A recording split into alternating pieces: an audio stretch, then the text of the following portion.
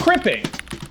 It's a term that I'm allowed to use. But what does it mean? And what the hell does it have to do with music? Hi, I'm James Hamilton Lowry, composer, performer. I also have a side hustle of being disabled with kidney disease. We don't have to get into what that means, but if you're type O and have 2 healthy working kidneys, give me a call. Now, cripping is a little different than the way that disability is usually talked about. When disability is mentioned in the music world, it's usually about making concerts more accessible, to fold us into the musical world as is. Wheelchair ramps, ASL interpreters, subtitles, seating. This stuff is important, don't get me wrong, but we are being treated as bystanders in a culture built for and by the able-bodied. Even when disabled artists are asked to make something new, we're usually being asked to make feel-good, inspirational content for an assumed able-bodied audience, which is just like, I don't come to your house and ask you to write a song about the joys of having 2 kidneys.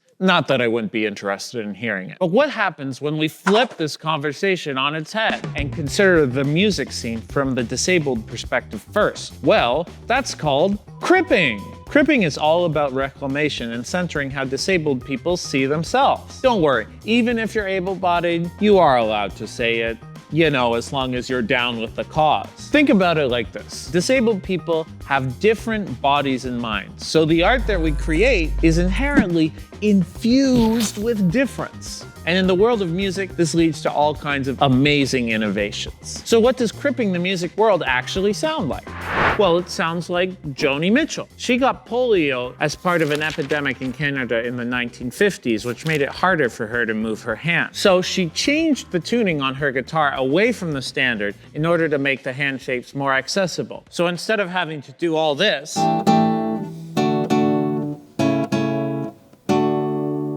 she could just do this. By changing the tuning, she also changed up the chords that were available on her guitar. That's why I hear that special jazzy sound of Joni's as a cripped sound. Believe it or not, Neil Young actually got polio in that very same Canadian epidemic. In Harvest, which Neil actually recorded in a back brace, we can hear how this may have led to his more mellow and minimalistic style. Look in my eyes and you can tell that's true. Thanks, polio. Wait, no.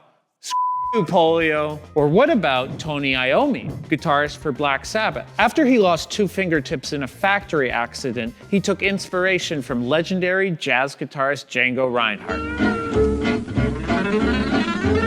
You think someone with all 5 fingers could do that? Tony's adaptations, a tuned-down guitar and some unique fingerings, actually led to Black Sabbath's iconic big sound, and some say the birth of modern heavy metal.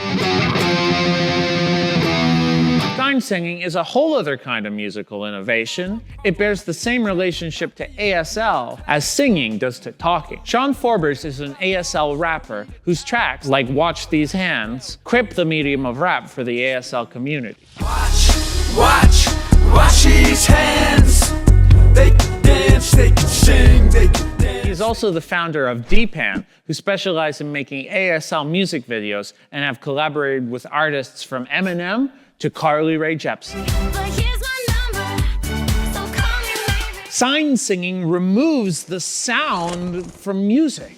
That's pretty trippy. This makes us think outside the box about what music even is, how its elements like lyricism, rhythm, form can translate from the realm of sound into the realm of movement. But what about when it goes in the other direction? Can music communicate visual information? Take non-visual performance artist Carmen Papalia, whose project Mobility Device tackles this question head on. Instead of using a boring old cane to navigate, he hired a marching band, and together they came up with a system of cues to alert him to his environment. Carmen says he's eager to ditch the cane, which he considers to be an institutional symbol of blindness, and replace it with a system that focuses on trust and interdependence rather than medical solutions. The medicalized crip experience also gives composers plenty of new ideas to channel into their composition. One of my favorite examples is Toronto-based composer Stephanie Orlando. As a neurodivergent composer, her recent orchestral works have dived into the world of psychological practices of self-regulation. For instance, in 478, Stephanie faithfully recreates the relaxation technique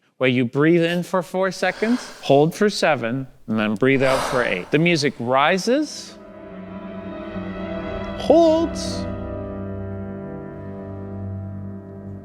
and then falls in the very same breathing pattern. Disability artists are at the forefront of virtual reality concerts, bringing music to people who can't always leave their homes. A lot of the site was funded because of COVID, but for a lot of disabled people, being isolated inside of your house is just another Tuesday. We're not letting all you Johnny-come-isolately steal all the glory here. For example, the musical How the Light Gets In takes place in a hybrid of VR and live theater, where 4 disabled artists are drawn into a VR video game where they must sing songs, solve puzzles, and confront hidden truths. Online audiences can even change the path of the story by taking part in these VR games. Adaptive concerts are another way of cripping up the concert format, creating a more relaxed, flexible, and disability-friendly space. Kind of like the chill lo-fi remix of the concert format. Disabled artists have actively been taking the lead here, creating concerts where the music actively responds to its ever-changing audience, like an Ali Griffiths sound symphony. So in one concert, you might have someone with a mobility device rolling over some bubble wrap. In another, you might have someone screaming in the audience. Yeah, we get it. You went to music school. The concerts can be as diverse as the disability community itself. And what about little old me? One of the first times I wrote about my kidney disease was in a string quartet called Blood Work. In it, I used my actual blood work from birth to determine the musical structure of the piece.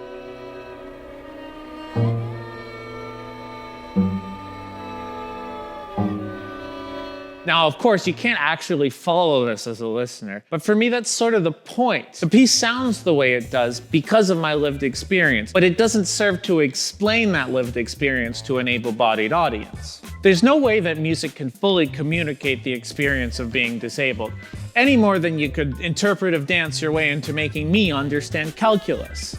But when we crip the music scene by empowering disabled artists to make the art that they want to make, the greatest beneficiary is music itself, because the stuff that we make is just that good.